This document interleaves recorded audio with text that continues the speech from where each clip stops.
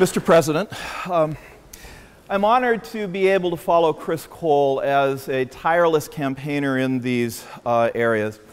I started out my career in the human rights business many years ago, and my first task was actually in directing the Landmines campaign for a leading organization that I don't think I should identify because they wouldn't support, I think, anything that I would say tonight.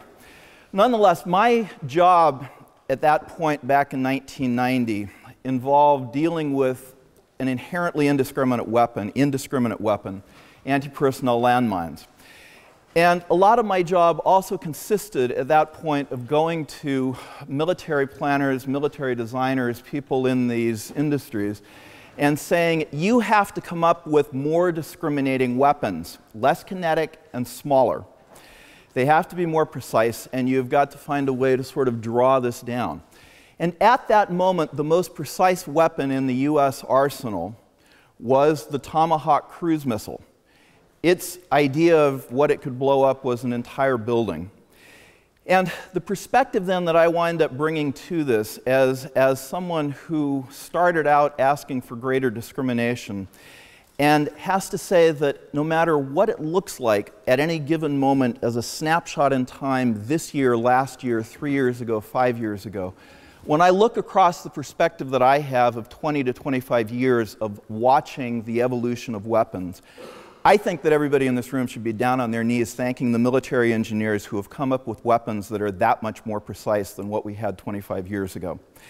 And also that much more precise than the alternatives that wind up being brought to bear by regimes that do not have these kinds of weapons, because part of my job, again, 25 years ago, 20 years ago, was going around to conflicts that didn't involve the United States, didn't involve NATO countries. And if you were the government side, it meant rolling artillery barrages in which you were going to wind up killing thousands of people and leaving vastly, vastly greater numbers homeless and their villages destroyed. So with that, I want to actually address myself to Chris's points, because they're all extremely important, and none of what he has said, I think, is not of enormous moral and practical importance. So let me just walk through these. And drones are different from other systems. The answer is yes, and the answer is no. Drones are different from other systems in that they provide a longer loiter time than other kinds of surveillance systems.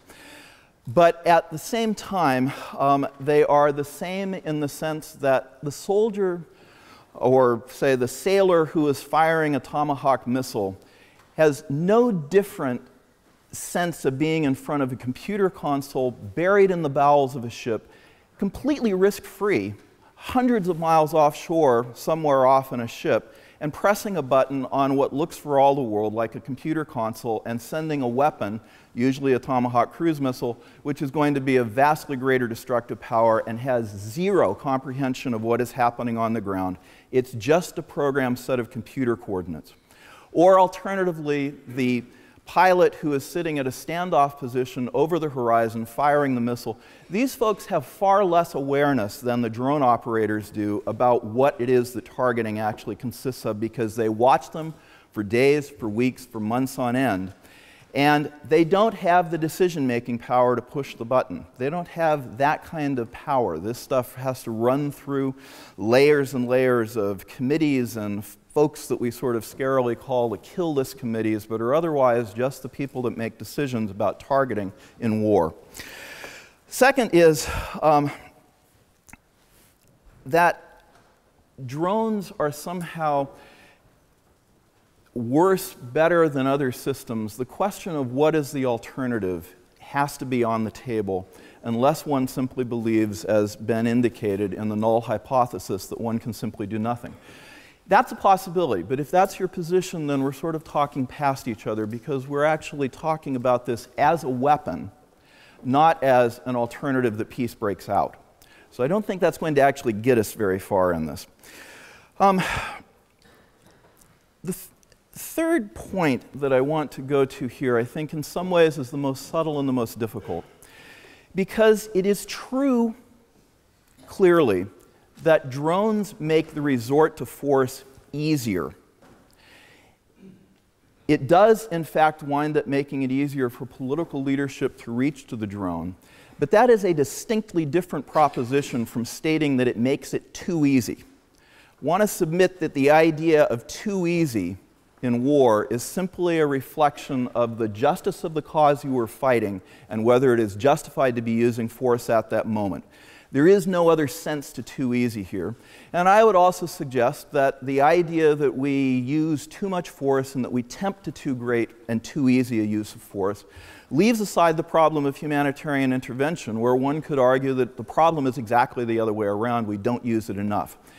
There is no concept of too easy here. The notion of the right amount of force depends on the justice of the cause that one's fighting, and that, again, is not really the issue here. The issue here is the weapons system. All right, and then finally, this question of whether political leadership should be in the position of being pressured. This is a very, very bad argument ethically, because putting the forces at risk is done in order to put the opposing forces at risk. It is not normally something we do in order to pressure your own side's political leadership. It is a hostage-taking argument that uses soldiers as means not to pressure the enemy, but to pressure their own political leaders on some notion that force is being made too easy. And in that case, I think that the way to see that this is merely a hostage-taking, means-using argument is to say, we don't actually have to put those forces in the harm's way of the enemy. We could use the drones and put the same political risk on the political leadership by locking them in a room with a poison gas canister and saying if the political leadership too easily uses force, we turn it on. And it doesn't have to be those soldiers, it could be you folks, right? So in other words, the idea that the force, that we need to somehow put pressure on political leaders by putting the forces at risk, I think is actually an extremely unethical argument and probably the least valuable of these things. So finally, I would like to then say that I think that the problem about drones ultimately will wind up being whether you think that the use of force itself in these circumstances is actually legitimate, not legitimate, legal, not legal.